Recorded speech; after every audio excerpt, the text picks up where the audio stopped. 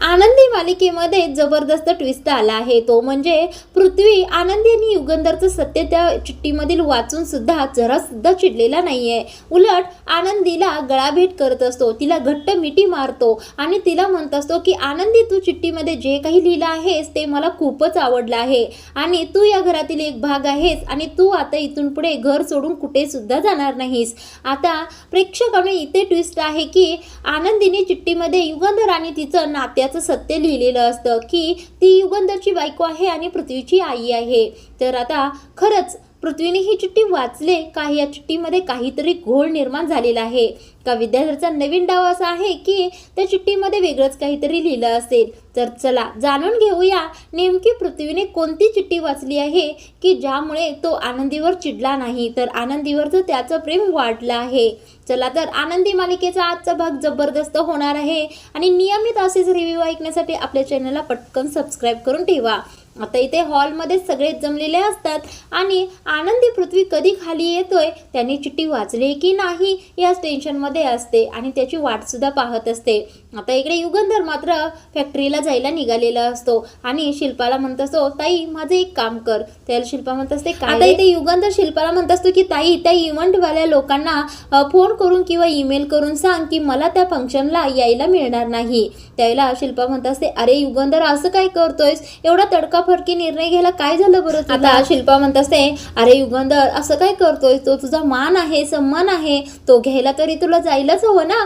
त्यावेळेला युगंधर चिडून म्हणत असतो, ताई कशाला लांबड लावतेस, जेवढं मी सांगितलं तेवढं कर ना, त्यांना सांग ईमेल करून की मला नाही यायला मिळणार. त्यावेळेला तर तो निघून जात असतो. आनंदी म्हणत असते, मालक साहेब थोडा वेळ, अगदी थोडा वेळ थांबा, लगेच नकार कळवू नका. त्यावेळेला युगंधर म्हणत असतो, अगं आनंदी अगदी थोड्या वेळाने काय होणार आहे बरं? त्यावेळेला आनंदी म्हणते, मालक साहेब होणार आहे, नक्की तुम्ही थांबा. त्यावेळेला आनंदी स्वतःच्या मनात म्हणत असते, पृथ्वीने एकदा का ती चिठ्ठी वाचली की तो स्वतःच मालक साहेबांना त्या फंक्शनसाठी घेऊन जाईल आणि घरातील सगळं चित्रच बदलून जाईल. आता त्याच वेळेला आरती घरामध्ये आलेली असते आणि ते युगंधर पाहतो. युगंधर म्हणत असतो, आरती तू चाललेस का मुंबईला पृथ्वी बरोबर क्लायंट हँडल करण्यासाठी? त्यावेळेला आरती म्हणत असते, हो मालक साहेब मी निघाली आहे. त्यावेळेला युगंधर कौतुकाने म्हणत असतो, बरं ठीक आहे तू जा, तुला क्लायंट चांगले हँडल करता येतात. त्यावेळेला शिल्पा म्हणत असते, ही मुलगी मुंबईला निघाली, ते ही पृथ्वी सोबत. त्यावेळेला युगंधर म्हणत असतो, अगं ताई असं काय करतेस, ती मुलगी खूपच हुशार आहे आणि ती क्लायंटना एकदम बरोबर हँडल करते, मी माझ्या स्वतःच्या डोळ्याने बघितलंय ना, तिला बरोबर जमतं ते. त्याला आता युगंधर आरतीला म्हणत असतो, आरती तू जा, हं तू पृथ्वी बरोबर आहेस म्हटल्यानंतर मला अजिबात टेन्शन नाही, सगळं काही व्यवस्थितच होणार. आता इथे शिल्पा शांतच बसलेली असते. आरतीचं कौतुक ऐकून आनंदीला मात्र आनंद झालेला असतो. आता आरती सुद्धा मालक साहेबांना थँक्यू मालक साहेब असं म्हणत असते. आता मालक साहेब तेथून निघून जातात. त्यावेळेला आरती पटकन आनंदी जवळ येते आणि हळूच म्हणत असते, अगं आनंदी काय झालं, ती चिठ्ठी वाचली का? आता आनंदी म्हणत असते, अगं नाही अजून तरी वाचली नाही, कदाचित तो आता वाचतच असेल बघ, असं म्हणत असते. तेवढ्यातच पृथ्वी खाली येतो त्याची बॅग घेऊन आणि सगळ्यांना गुड मॉर्निंग म्हणत असतो. आता पृथ्वीचा मूड एवढा चांगला आहे पाहून आनंदी आणि आरती तर त्याच्याकडे पाहतच बसतात. आता जातो म्हणलेला असतो म्हणल्यावर शिल्पा चिडते आणि म्हणत असते, कुठे निघालच बरं, नाश्ता केल्याशिवाय अजिबात कुठे जायचं. आता पृथ्वी म्हणत असतो, अगं तू मला उशीर होतोय, जातो मी, मला नको नाश्ता. त्यावेळेला शिल्पा म्हणत असते, उपाशी पोटी कोणी घराबाहेर जातं का, ओ वाडा पटकन नाश्ता द्याला. आता पृथ्वी म्हणत असतो, बरं ठीक आहे, तू एवढा आग्रह करत आहेस म्हटल्यानंतर मी नाश्ता न करता जाणार नाही.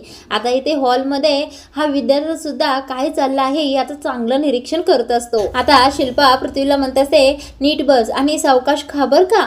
त्याला तर इकडे आरती मात्र चांगली टेन्शनमध्ये आनंदीला म्हणत असते, अगं आनंदी त्याचा एवढा मूड चांगला आहे म्हटल्यावर त्याने चिठ्ठी वाचले असं वाटतच नाही की. आता इथे आनंदीला मात्र खूप टेन्शन आलेलं असतं. ती छायाताईंना हळूच म्हणते, छायाताई पृथ्वीने चिठ्ठी वाचले की नाही ते जरा बघून येता का. त्याला छायाताई घाईघाईने पृथ्वीच्या रूममध्ये निघून जातात आणि तिथे चिठ्ठी शोधाशोध सुरू करतात आणि छायाताईंना चिठ्ठी मिळतच नसते. त्या आता स्वतःच्या मनातच विचार करत असतात, पृथ्वी सरांनी ती चिठ्ठी वाचली असेल का. आनंदीताईंनी खूपच टेन्शन घेतलं या गोष्टीचं.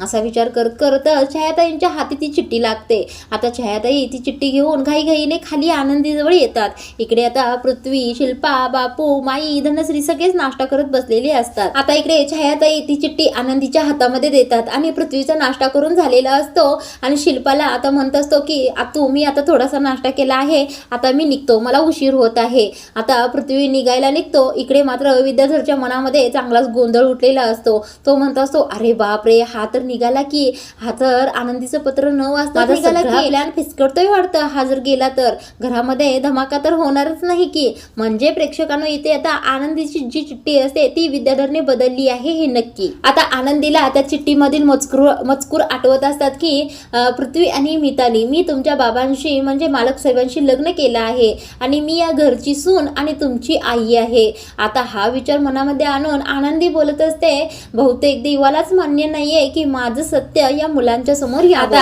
आनंदी मात्र तिच्याच विचारांमध्ये मग्न असते। खूप टेन्शन घेतलेलं असतं आनंदीने। इकडे आता पृथ्वी आरतीला चल म्हणतो आणि घरातून बाहेर निघतच असतो। तेवढ्यातच तो बॅग खाली ठेवतो आणि पटकन मागे वळतो आणि आनंदी जवळ येतो आणि म्हणत असतो, एवढ्या मोठ्या मीटिंगला निघालोय आणि मी एक गोष्ट विसरलोच की। आता हा पृथ्वी आनंदी जवळ गेला आहे आणि असं प्रेमाने बोलत आहे पाहून शिल्पाला मात्र धक्का बसतो। तिला काही बरंच वाटत नसतं। आनंदीशी कोणी जरी प्रेमाने वागलं तर तिला बरंच वाटत नसतं। आता इथे पृथ्वी म्हणत असतो, आनंदी तुला तर बाय म्हणायचं विसरलोच की, मी येतो मी आनंदी, असं म्हणून पृथ्वी तेथून जाणार। इतक्यातच आनंदीच्या हातामध्ये जे पाकिट असतं त्याकडे पृथ्वीचं लक्ष जातं आणि आता पृथ्वी म्हणत असतो, अगं आनंदी, तुझ्या हातामध्ये काय आहे बरं? हे पाकिट तर माझ्या रूम मध्ये होतं ना, मग तुझ्या हातामध्ये कसं काय आलं? हे ऐकून आरतीला मात्र चांगलीच भीती पडलेली असते, कारण आता घरामध्ये काय धमाका मोठा होणार आहे याचाच प्रश्न तिला पडलेला असतो। त्यावेळेला पृथ्वी म्हणत असतो, आनंदी काय आहे बरं यामध्ये, काय आहे नेमकं, मला तर कळालंच पाहिजे। आता आनंदी मात्र खूपच धाडशी दाखवलेली आहे, ती घाबरत नाही। तिला सत्य कोणत्याही परिस्थितीमध्ये पृथ्वी समोर आणायचं असतं, म्हणून ती म्हणत असते, पृथ्वी ही चिठ्ठी मी तुझ्यासाठी लिहिली आहे। आता हे ऐकून पृथ्वी म्हणत असतो, अगं आनंदी, तू तर माझी बेस्ट फ्रेंड आहेस ना, मग तुला काय बोलायचं आहे ते माझ्या तोंडावर बोलत जा ना, अशी चिठ्ठी लिहिण्याची काय गरज आहे बरं तुला? आता आनंदी काहीच बोलत नाही, खूप घाबरलेली असते ती। त्यावेळेला पृथ्वी म्हणतो, अगं आनंदी का बोलत नाहीस, बोल ना काहीतरी। त्यावेळेला आनंदी म्हणते, ते काय ना, ही चिठ्ठी तू प्रवासात मध्ये सोबत घेऊन जा आणि तुला वेळ मिळाल्यानंतर ही चिठ्ठी अगदी व्यवस्थित वाच। आता पृथ्वी म्हणत असतो, इतका सस्पेन्स या चिठ्ठीमध्ये आहे का? मग तर ही चिठ्ठी मला आत्ताच वाचावी लागेल। आता मात्र आनंदी घाबरते। इकडे आरतीला तर घामच फुटलेला असतो। आता पृथ्वी आनंदीच्या हातातून ते एनवलप घेतो आणि खोलतो आणि चिठ्ठी बाहेर काढतो आणि वाचायला सुरू करतो। आतापर्यंत तरी पृथ्वीच्या चेहऱ्यावर हसूच असतं। इकडे आता शिल्पाला चांगलाच घोर पडलेला असतो की नेमकं चिठ्ठीमध्ये काय लिहिलं आहे हिने। इकडे आता विद्याधर चांगलाच खुश झालेला असतो। आता इकडे पृथ्वी चिठ्ठी वाचत असतो आणि बापू म्हणत असतात, अरे पृथ्वी काय झालं, काय लिहिलंय बरं चिठ्ठीमध्ये? त्यावेळेला पृथ्वी काहीच बोलत नाही आणि हळूहळू पृथ्वीच्या चेहऱ्यावरच्या रिॲक्शन बदलत चाललेले असतात। इकडे माई सुद्धा म्हणतात, अरे पृथ्वी काय झालं, काय लिहिलंय त्याच्यामध्ये, सांगशील का? शिल्पा सुद्धा म्हणत असते, अरे पृथ्वी सांगशील का, काहीतरी बोलशील का? त्यावेळेला आता आरतीला घाम फुटायला लागलेला असतो आणि आनंदी सुद्धा घाबरलेली असते, पण आनंदीची पूर्ण तयारी असते त्या परिस्थितीला तोंड देण्याची।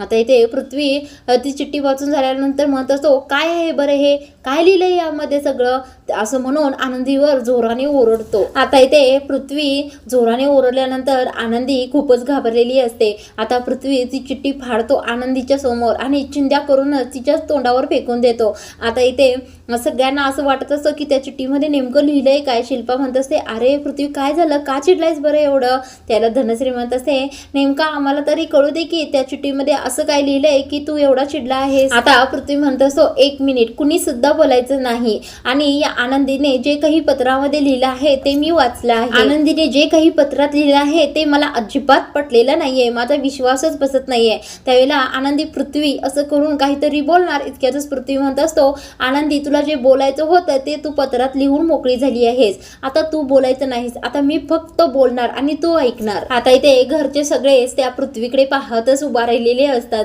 आता पृथ्वी म्हणत असतो, तू पत्रामध्ये जे काही लिहिलंयस ते अगदी व्यवस्थित मी वाचलं आहे आणि मी जे काही तुला सांगणार आहे ते फक्त तुला नाही तर निंबाळकर घराण्यातील प्रत्येक व्यक्तीला सांगणार आहे हे, की तू फक्त या घरामध्ये मोलकरीण नाहीयेस, तर तू या घरामध्ये एक महत्त्वाचा भाग आहे। आता पृथ्वी म्हणत असतो, आनंदी तू या पत्रामध्ये जे काही लिहिलंयस ना त्यामुळे आपल्या दोघांचं नातं अजून घट्ट झाले. आता इकडे असं म्हणून पृथ्वी आनंदीला घट्ट मिठीच मारतो. आता इकडे आनंदीला मात्र वाटत असतं की युगंधर आणि तिचं सत्य पृथ्वीला कळालं आहे आणि तरी सुद्धा तो तिच्यावर एवढं प्रेमाने बोलत आहे आणि तिला मिठी मारत आहे. आता आनंदीच्या डोळ्यातून पाणी आलेलं असतं आणि आनंदीचा एक वेगळाच गैरसमज इथे झालेला आहे. आता इकडे मात्र हा सीन पाहून विद्याधर मनातल्या मनात खुश झालेला असतो आणि तो म्हणत असतो, आनंदी तुझा सगळा गेम मी पलटलाय बरं का, ती तुझी चिठ्ठी सगळीच्या सगळी मी बदलून टाकल्या. आता इथे या विद्याधरने कसं काय सगळं प्लॅनिंग करून ती चिठ्ठी बदलली आहे हे दाखवलं आहे. ज्यावेळेला आनंदी खूप अंधार झालेला असतो आणि अंदाज घेत घेतच पृथ्वीच्या रूम जवळ गेलेली असते आणि दाराच्या चिरीतूनच तिने ती चिठ्ठी आतमध्ये ढकललेली असते आणि तेथून निघून गेलेली असते आणि नेमकं त्याच वेळेला विद्याधर तेथे पोहोचलेला असतो आणि त्याने सगळं हे बघितलेलं असतं. आता आनंदी गेल्यानंतर तो म्हणत असतो, ही आनंदी एवढ्या रात्रीची इथे काय करते आहे बरं आणि नेमकं हिने काय केलं बरं, इथं पृथ्वीच्या रूममध्ये आत काय ढकललं असेल बरं, नेमकं काहीतरी काळबेरच सुरू आहे. आता इथे विद्याधरकडे त्या रूमची एक्स्ट्राची एक चावी असते. तो चावी बाहेर काढतो आणि म्हणत असतो, आनंदी तुझं कुठलंच प्लॅनिंग मी सक्सेस होऊच देणार नाही, आता बघ मी काय करतोय असं म्हणतो आणि पृथ्वीच्या रूमचं दार उघडतो आणि आतमध्ये जातो आणि पाहतो तर काय ते एनवलप तिथेच पडलेलं असतं. आता तो हातामध्ये घेतो, त्यातील चिठ्ठी काढतो आणि वाचायला सुरू करतो. त्या चिठ्ठीमध्ये आनंदीने असं लिहिलेलं असतं की प्रिय मिताली आणि पृथ्वी, मी तुमच्याबरोबर एक खोटं बोललो आहे आणि ते सत्य मला तुम्हाला सांगायचं आहे आणि तुम्ही दोघांनी जो माझ्यावर विश्वास ठेवला आहे त्या विश्वासाला जागं राहूनच मी ही चिठ्ठी तुम्हाला लिहित आहे. खरं तर हे सत्य सांगण्यासाठी मी तुम्हाला फोन केला होता पण तुम्हा दोघांना वेळच नव्हता म्हणून मी ही चिठ्ठी लिहित आहे आणि माझं सत्य हेच आहे की मी तुमचे बाबा म्हणजेच मालक साहेबांची बायको आहे आणि तुमची आई आहे. मी या घरातील मोलकरीण नाही तर मी या घरची सून आहे आणि मी हे सगळं काहीतरी कारणास्तव केलेलं आहे. जगासाठी जरी मी तुमची सावत्र आई असलो तरी मी तुमच्यासाठी फक्त आईच आहे आणि मला अपेक्षा आहे की तुम्ही दोघंही मला समजून घ्याल आणि मला माफ कराल. आता आनंदीने खूपच गोड शब्दांमध्ये पृथ्वी आणि मितालीसाठी हे पत्र लिहिलेलं असतं. हे वाचून विद्याधर म्हणत असतो, असं कसं तुझं एवढं सगळं प्लॅनिंग मी कसं काही यशस्वी होऊन देईन बरं, आणि तू जर एवढ्या गोड शब्दांमध्ये मुलांना सांगितलंस तर मी पुन्हा कसं या घरामध्ये भांडण लावणार बरं आणि माझ्या आत्म्याची तळतळ कशी काही कमी होणार. आणि हा विद्याधर अजून जिवंत आहे आणि जोपर्यंत हा विद्याधर जिवंत आहे तोपर्यंत तुला सुखाने जगू देणार नाही आणि माझा बदला पूर्ण झाल्याशिवाय मी शांत बसणारच नाही. आता या पत्रातील मजकूर मी स्वतः बदलणार आहे आणि तुझा सगळा खेळच करणार आहे. आता हा विद्याधर ती चिठ्ठी घेऊन पृथ्वीच्या रूममधून बाहेर येतो आणि त्याच्या रूममध्ये येतो. त्यावेळेला धनश्री ते खूप रात्र झालेली असते म्हणून झोपण्याची तयारी करत असते. हा आता नराधम विद्याधर येतो आणि डायरेक्ट धनश्रीला ओरडायला सुरू करतो, ए धने रूममधून बाहेर हो बरं. त्यावेळेला धनश्री म्हणते, अहो काय झालं.